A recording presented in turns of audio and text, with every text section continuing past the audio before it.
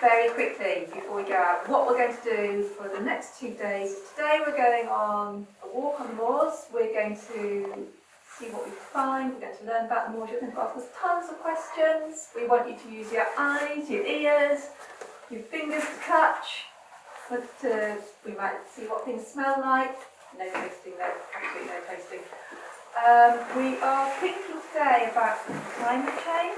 We're thinking about flooding, and we're thinking about what we can do as individuals, but also what organisations like the National Park Authority can do to mitigate the impact of climate change, which means work out how we can best put things in place to reduce the impact of climate change.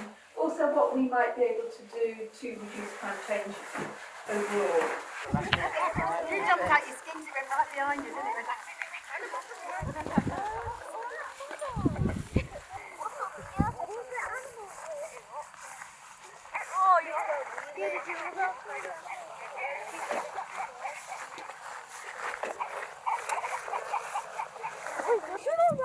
Right, we are going to go up there. Yeah, not because.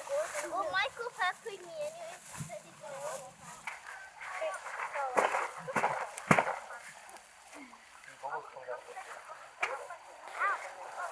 The thing about sphagnum moss is that it helps to make the soil underneath this ground, which is called a peat soil. Have you heard of peat? Yeah. Some of you have, some of you haven't. So peat is an entirely organic soil, so it's made entirely of plants, there's no stones in it. And it absorbs, what's the big bad thing we're all talking about at the minute at school and in Glasgow? Yeah, carbon dioxide. Peat grows under the ground from sphagnum, it absorbs carbon dioxide and takes it out of the atmosphere. So these moors, these fells are really important. It's not that, is it? Because we need more of this. It's got its place, but it is, it's beautiful. So watch when I squeeze it. It absorbs water, it holds loads and loads of water. Also, and one magical thing about this is it's got antiseptic properties. So in the wars before, like the Crimean War and the First World War, they used to collect this and use it as bandages. Wow. Oh, that's cool. Just put it on a wound and it would help it heal, keep it clean. It's all dry now. So this is just one type of sphagnum moss. There are others, like this, yeah, the orangey stuff down here. I found that over there. That's a sphagnum. I'm going over The here. star moss that you're seeing, that's not a sphagnum. It might not hold as much wood like this moss I here. found that over there. Ow. Right? So what we're going to do is we're going to do a few experiments, aren't we? Yeah, I got pee. He stole my book. That's the part of my book. Rehan, because mine was over there. That's a big one, isn't it? He's cheating on a set and I'm not sorry. Oh, Rehan, you probably stepped on it. Whoa. That's a big one, is that, isn't it? Jesus. I'm leaving it.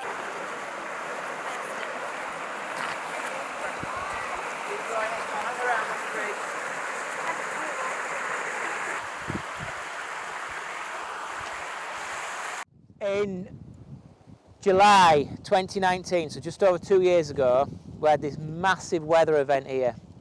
So we had a big storm up around here. There was a big storm over there, up well called Artengathdale, and there's a big storm over where Bob lives, near Laban and Bellaby. It was on the bottom of that map, do you remember, that we looked at? And something seemed to happen, but they all sort of met in this area and just dumped absolutely massive amounts of water really quickly. So it was only raining for a few hours, but what happened was just incredible. That bridge that we just walked across, do you all remember it? Some of it looked quite new and shiny, didn't it? That was a perfectly good road bridge, and after that storm, that was what was left of it. Pass it round.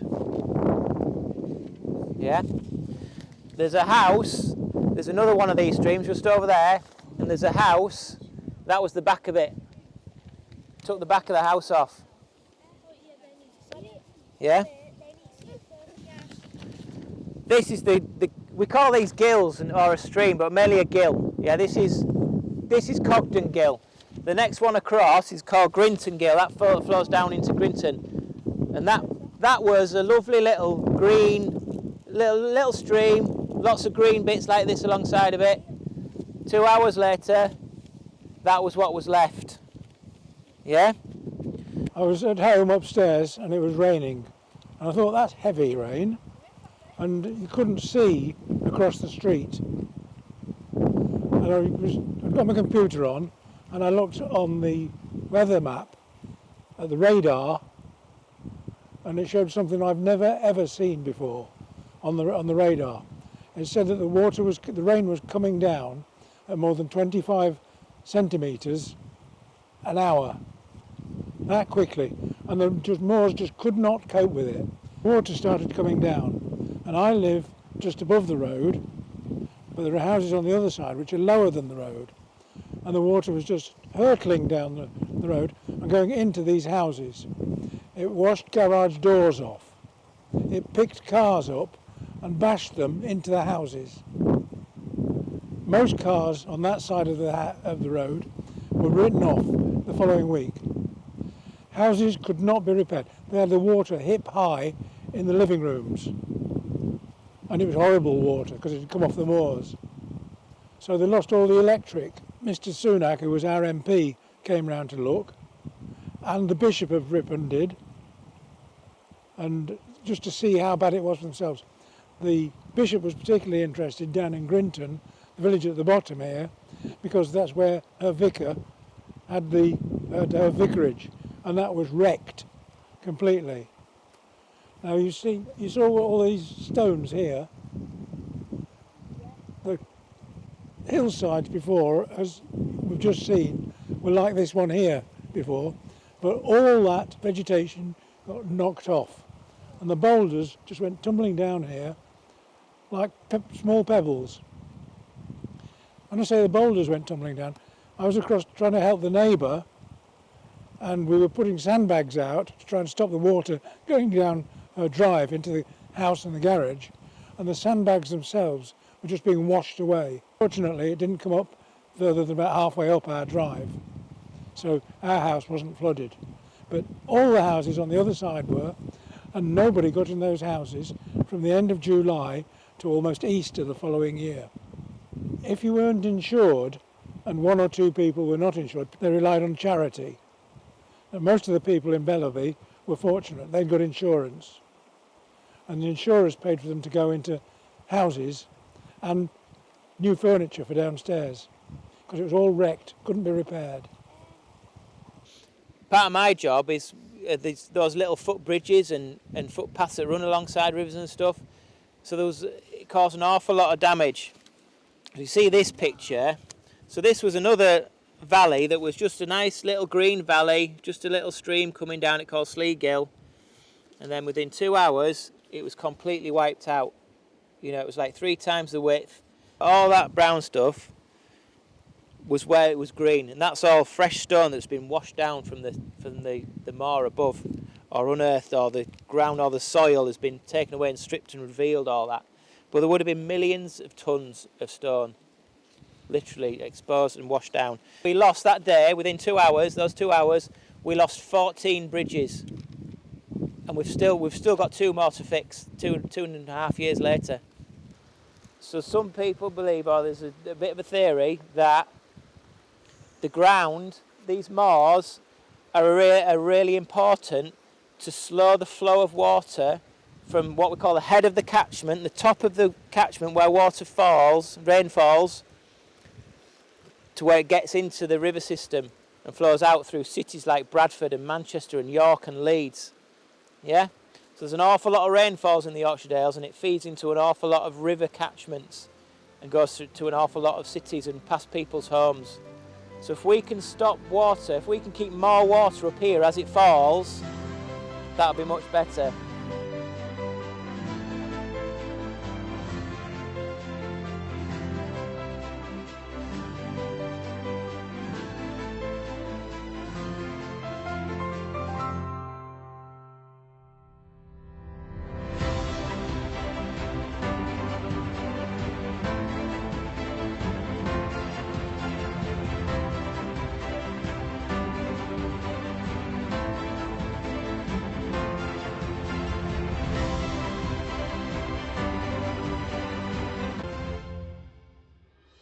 remember me talking about the big flood?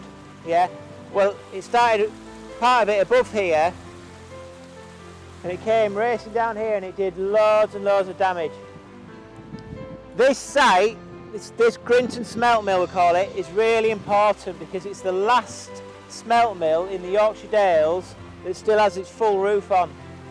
Yeah, most of them are just ruins now, there's not much of them left. So when we heard about this flood and that it had come through here, we were like, oh no, what could have happened to the mill? If it's gone forever. And that's like the whole massive part of the cultural heritage of people that live in Swaledale could have just been wiped out. But we were really lucky that the mill itself survived. What was lost was what we call the leat, or the mill race. So this water comes out, it's called lemon gill this, and this water would have been used to power the bellows, what we call the bellows in the mill, which would have provided air to make the fires really hot. But they needed the power of the water. So that's why the mill was built here, right next to the gill. This section here, from there, all the way along there, was covered over. It was like a tunnel. And this was all just grass, you wouldn't have known it was there. But the flood came down and did that. This has been repaired now, this edge, but if you look at the photograph, it just gouges a massive hole, yeah. And it was within about 6 feet of the corner of the building. So that's part of what the National Park is here for, is to preserve and look after what we call the cultural heritage. So the history of this area. Because if it got lost or damaged, then it's gone forever. Yeah, and it's really important to the people that live here and to people like you to come and learn about these things, about what happened in the past here. And we've talked a little bit about what we might do to reduce the damage that heavy rainfall causes. And that's one of the things when we say climate change mitigation, that's what we're thinking about. We're thinking about ways we can reduce the harm that climate change is doing. So what did we say? What did we think might help slow the water down? So you've got Loads of that on the grass so it can absorb the water. So Alex is saying that he thinks the moss might slow the water down and might reduce the impact of very heavy rainfall. But I'm thinking about how we slow the water down, how we stop it hitting the ground and moving very, very quickly into the streams and causing big sudden floods. We might plant something to slow the water down. What might we plant? I forgot what Okay, it's called. so we might make sure there's more sphagnum moss growing. What do plants have in the soil? Roots. They have roots in the soil. Do you think a soil with lots of roots in it might make the water slow down a little bit? Yeah. Yeah, so that might. And maybe Would it be absorbing the water? the roots would help the soil absorb the water. The plants themselves might slow the water down a little bit as well, mightn't they? Okay. So we've got 2 ideas about how we might slow the flow of water. We might have lots of sphagnum moss on the surface, which we get in peat bogs.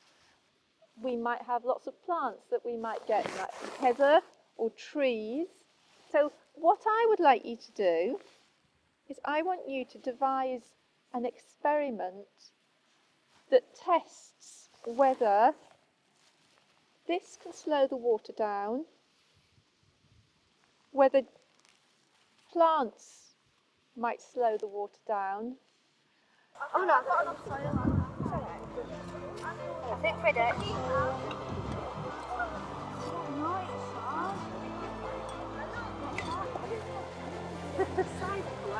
This is the normal. It goes pretty fast, and that one slows down. I'm gonna do it. So basically, I think that would slow the water down more. So it absorbs it all up. I'm not confident.